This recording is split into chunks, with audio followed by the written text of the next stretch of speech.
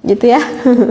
Jadi sih sebenarnya tuh intinya mau siang mau malam itu kok boleh dilakukan ya. Anasyitum, terserah kalian deh wahai suami istri pengennya gitu. Seperti itu lebih utama kata Imam Abu Abdillah bin Al-Hajj itu.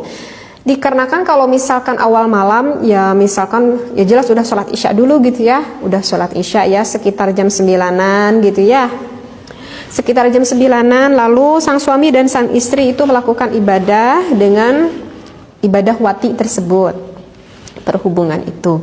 Maka kalau misalkan kita lakukan dengan awal malam, lebih awal kita melakukan itu kan maka sesudah itu kan kita suka capek ya, langsung kita tuh tidur.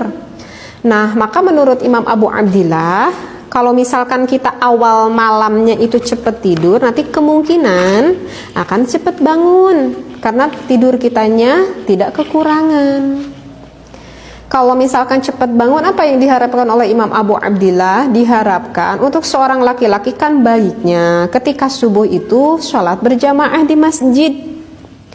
Kan mau sholat berjamaah di masjid, karena malamnya udah wati dengan istrinya, maka kan harus ada persiapan yang lebih lama. Karena apa? Karena kan harus mandi besar dulu gitu. Jadi itu alasannya.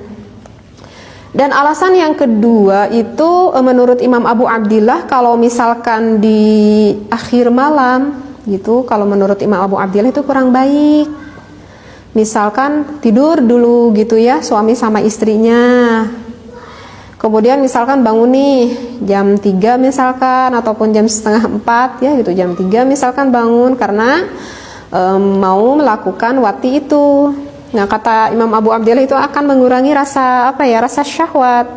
Kan mengurangi rasa syahwat diantaranya karena badannya belum, ketika bangun kan nggak langsung fresh gitu badannya.